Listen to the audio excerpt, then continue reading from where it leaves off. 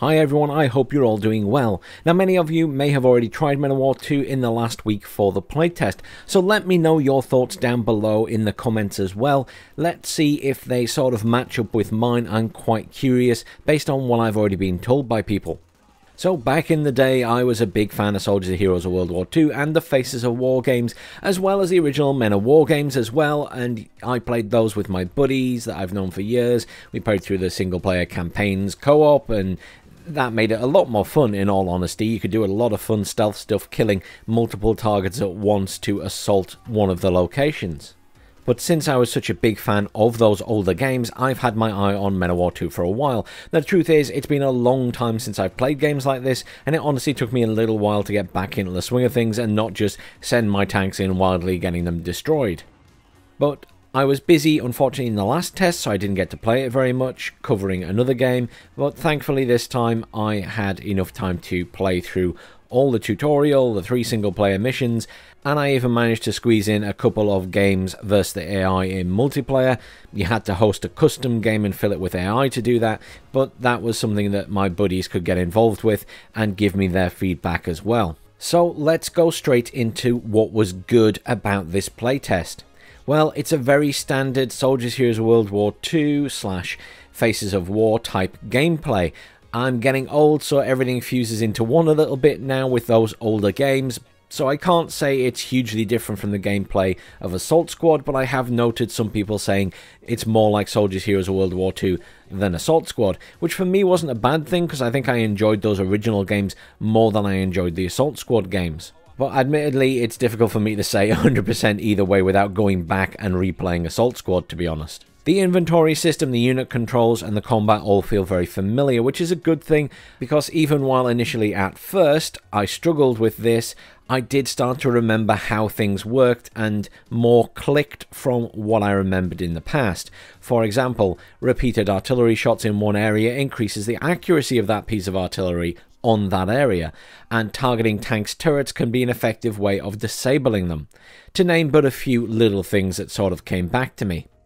It's a game where you can have proper stealth missions, belly crawling up to the enemy and throwing knives at them to keep the noise down and not alert other patrollers.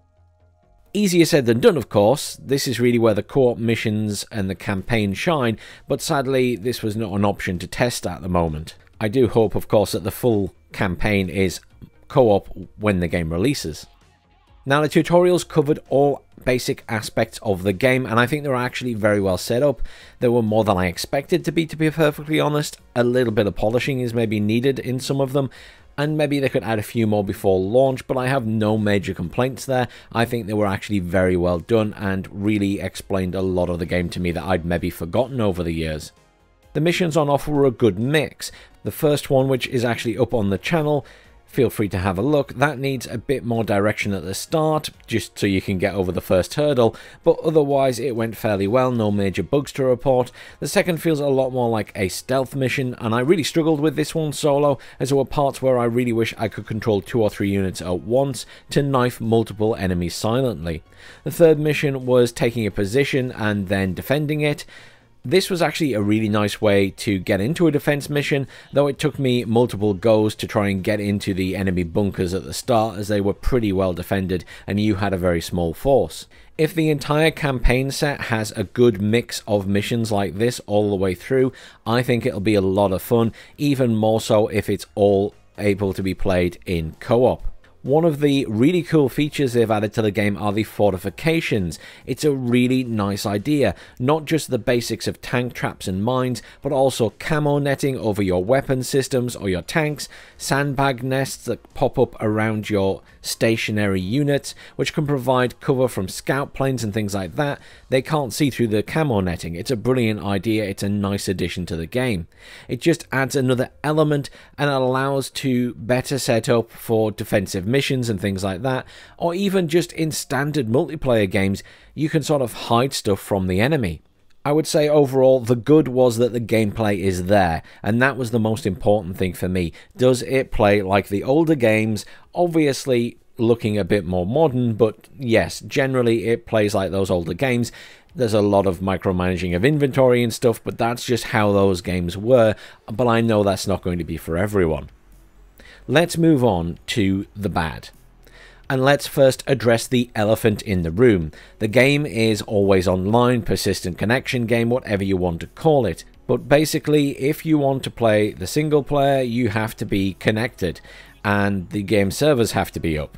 So I have mixed feelings about this. My connection is fairly stable. Famous last words, watch it cut out while I upload this video. But not everyone has that luxury. And what's to say the servers don't get abandoned by the company at some point? I can certainly fully understand why some people are extremely against this. I would probably like some assurance from the devs that they can remove the need for this should they ever shut the servers down. But, you know, I'm not sure where they're going with that, and they aren't saying much about it on the Steam forums and seem to be avoiding the question.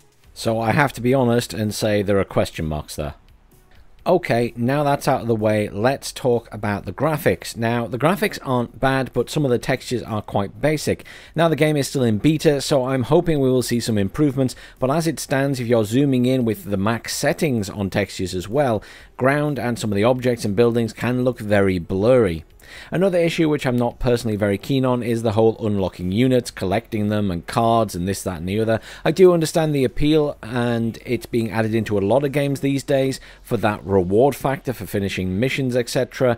But the devs have stated they don't plan microtransactions, which I'm very pleased about, and I think there are game modes where you actually have access to every unit anyway, so that is reassuring at least. There are a couple of changes to the gameplay which I don't recall from the previous games. For example, there seem to be less places you can right-click to take cover in. For example, you can't right-click to hide in a bush anymore, and I'm sure in the old games I used to have my snipers sitting in bushes all the time, and now only standing trees provide cover rather than lying behind one, at least in the sense that you can command your unit with a right-click to go behind it. Also, squads don't stay together if the game feels like there's not enough cover for them all in the exact same area. So when you right click on to move them, two of them will run up to the cover and the rest will just stand where they were. So it leaves people behind, which I found a little bit odd, because there were other bits of cover around the area that weren't that far away. So I'm not sure about that. It's maybe a niggly little thing, but I hope it's something they can work on, just so you're not maybe having to micromanage every single individual guy in a squad. And then finally, I'm going to talk about the UI. Yes, I replaced ugly in the good, the bad, and the ugly with UI, and that's not specifically because it's ugly necessarily, but rather it's very confusing. There's a lot going on, and my buddies who played the game with me were instantly complaining about it. It's quite hard to read in places and otherwise understand. The whole calling in reinforcements train track thing really threw my buddies. And this was reiterated when speaking to other people who played the game as well, so it's probably something that the devs should look at before release. I had to actually go back and take a look at the older Faces of War games and Soldiers Heroes of World War II screenshots and stuff, and it does look clearer, there's no denying that, so I'm not sure where all of the extra stuff's come from, but it certainly could do with a bit better explaining and maybe a little bit more information on the UI itself to explain what certain things are.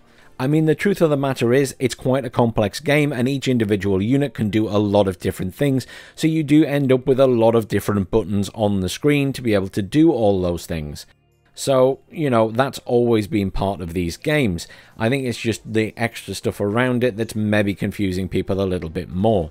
Overall, I think the game itself is actually headed in the right direction. The gameplay was absolutely fine. It really reminded me of those old games. It's something that I certainly enjoyed playing a lot more co-op than I did solo.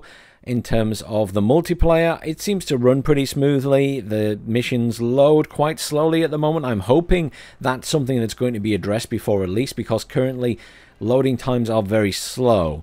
But I would expect that that's just an optimization thing and that will be fixed in time. My game was installed on an SSD, my buddy installed it on an M2, and it loaded a lot faster on the M2, which suggests to me that it's something to do with hard drive speeds and maybe loading of textures or other files and stuff like that. I don't know, but it certainly needs to be looked at, because a lot of people won't be installing this on an M2, they'll be installing it on a, you know, an SSD most likely, so it needs to load a little bit faster, I think, than it is right now. I do live in hope that the devs can do something about that before release. Otherwise, I highly recommend checking it out if there is another playtest, because it was a lot of fun, and if you enjoy those older games, you're definitely going to enjoy it, and there is a great satisfaction when you manage to annihilate a German Tiger tank. And that is kind of where I feel like I will leave things for now. I will be keeping an eye on the game up until release, and hopefully we get to do some more testing before the release of the game, so please do stay tuned to the channel, like, share, subscribe as usual, and I hope you all have a great weekend.